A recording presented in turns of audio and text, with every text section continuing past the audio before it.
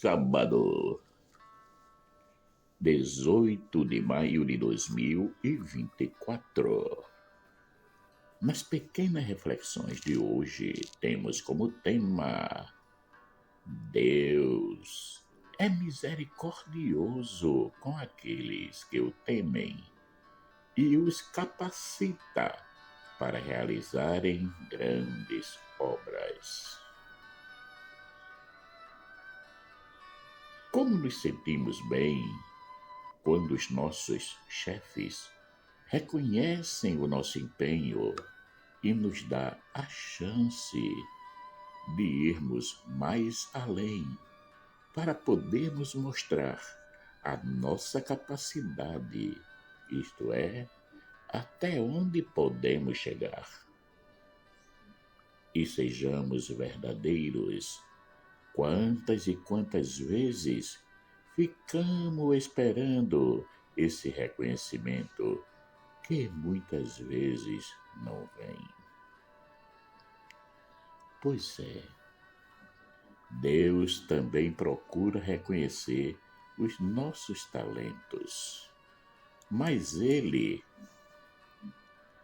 não fica só nas informações recebidas de terceiros, mas vem sempre ao nosso encontro, nos chamando à reflexão das nossas ações. Isso mesmo, Ele não quer nos avaliar de longe e sozinho, recebendo informações desses ou daqueles, mas quer a nossa participação concreta e sincera. Por isso que nos propõe o exame de consciência. Porém, assim como acontece nas relações humanas, acontece na nossa relação com Deus. É preciso o empenho da nossa parte. Nós somos muito cautelosos com os nossos chefes, para dizer a verdade. Temos medo de confrontá-los. Da mesma forma, nos comportamos com Deus. Mas devemos ter medo de Deus ou devemos ter o temor de Deus? Mas o que é o temor de Deus? Antes de falarmos do temor de Deus, vamos ver alguns tipos de medos que podemos ter. Primeiro, temos aquele medo que nos leva a nos isolar, a temer nas bases, como se diz, a querer fugir, que nos dá insegurança. Ele, quando se torna doentio, nós o chamamos de fobia, e aí devemos tratá-lo. O segundo é aquele que nos leva à prudência para não nos machucarmos. É o medo que nos protege, como, por exemplo, medo de colocar a mão no fogo, pois sabemos que iremos nos queimar. O terceiro é aquela atitude que tomamos para não ofendermos aqueles que amamos ou respeitamos. E é no contexto desse terceiro tipo de medo que colocamos o temor de Deus, que não significa medo de Deus, mas é uma atitude positiva que tomamos de respeito, porque é o cuidado que temos para não fazermos coisas que o desagradem. Podemos chamá-lo de apreço, de respeito, de consideração, de cuidado, de atenção. Agora, devemos estar muito atentos, pois existem dois modos de exercitarmos esse temor de Deus. Um é aquele temor que temos como primeiro objetivo a nossa salvação, a nossa proteção, isto é, nos colocamos como centro. Mas que temor é esse? É aquele que tememos o castigo do inferno. Essa atitude não é amor, apenas um eu faço as coisas não porque quero amar, mas porque não quero ser castigado. É um ato egoísta, porque estamos pensando somente em nós. O outro temor é aquele que fazemos os nossos atos conscientes e por amor. por total aceitação à vontade de Deus. Então, qual dos dois temores nós estamos vivendo? Aquele que se diz temer a Deus, mas não procura colocar-se à disposição do irmão, a única preocupação é de não entrar em desgraça e basta? Ou estamos naquele que se tem como caminho para chegar a Deus o irmão? Portanto, a vivência do amor, que tem como consequência nos colocar na graça e tem como prêmio a vida eterna. Pois é, Maria sempre viveu o temor de Deus, voltada para o irmão. A Escritura nos traz pouca informação sobre o relacionamento dela com os apóstolos. Sabemos que João a acolheu e a levou para sua casa.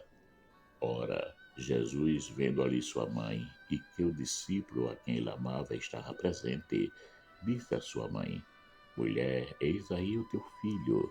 Depois disse ao discípulo: Eis aí tua mãe.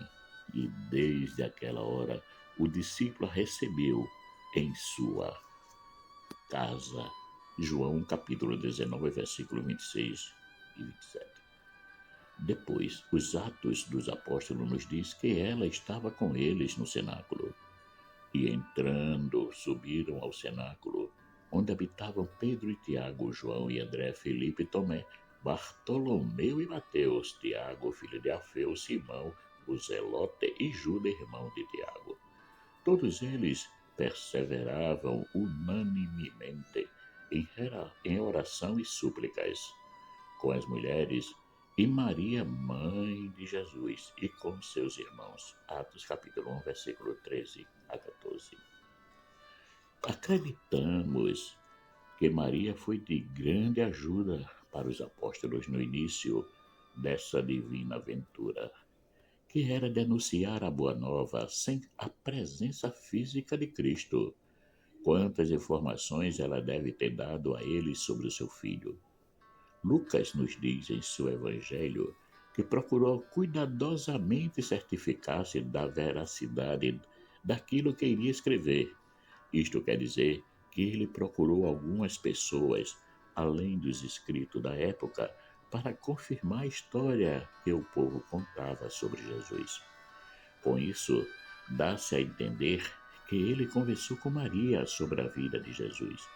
Inclusive, ele narra fatos que só Maria tinha conhecimento, como se deu a anunciação, o nascimento de Jesus, a apresentação de Jesus no templo e o encontro de Jesus com os doutores. Maria, uma jovenzinha que tinha um plano de casar-se e viver a sua vida na paz do Senhor, recebe de Deus a graça de ser a mãe do Salvador. Podemos ver o que Deus fez na vida dela, que nenhum ser humano pode medir, porque é imensurável, pois não se viu até hoje ação de tamanha envergadura na vida de uma criatura. Sabemos que no decorrer da história da salvação, ele fez muitas coisas grandes na vida de muitos, como por exemplo, fez Sara, que era estéril, gerar Isaque, fez Moisés abrir o mar vermelho, fez Paulo passar de perseguidor a anunciador da Boa Nova. Mas nenhuma dessas ações chega ao valor daquela que Maria recebeu, ser a mãe do Salvador. Pois é, Deus, na sua infinita misericórdia, pode escolher qualquer um de nós para servi-lo em alguma missão. Por mais que venhamos a nos sentir incapazes, ele nos capacitará para realizarmos a sua vontade, seja ela qual for. Essa verdade nos confirma Maria na recitação do Magnificat. Doravante as gerações todas me chamarão de bem-aventurada, pois Todo-Poderoso fez grandes coisas em meu favor. Seu nome é santo, e sua misericórdia perdura de geração em geração, para aqueles que o temem. Lucas capítulo 1, versículos 48 a 50.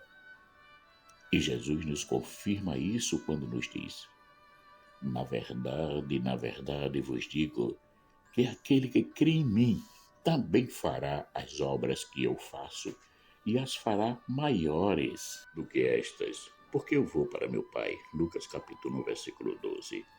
Irmãos e irmãs, não tenhamos medo de servir ao Senhor, porque o que Ele mais quer é o nosso bem. Logo, vivamos o temor de Deus, que nos leva a estar sempre atento às nossas ações, para que elas estejam sempre em coerência com a nossa fé. Deus não escolhe os perfeitos, porque esses já se acham os escolhidos, os salvos. Portanto, não precisam dele, mas escolhe aqueles que ainda precisam atingir a perfeição, pois conseguem viver com humildade as suas fraquezas e limites, lançando-se com muita dedicação ao amor a ele e aos irmãos. Logo, Deus, na sua infinita misericórdia, compaixão e bondade, escolhe aqueles que o temem e os capacita a serem protagonistas e a fazerem grandes obras em prol do reino. Marcos Laurentino. Caríssimos e caríssimas, chegamos ao final de mais umas pequenas reflexões. E hoje tivemos como tema: Deus é misericordioso com aqueles que o temem e os capacita para realizarem grandes obras. Quero agradecer àqueles que se inscreveram no canal e que estão se inscrevendo. Peço que compartilhem essas pequenas reflexões para que possa chegar a mais pessoas. E peço também que aqueles que ainda não se inscreveram, se inscrevam no canal. Assim podem nos ajudar a manter-nos ativos e podermos publicar mais reflexões.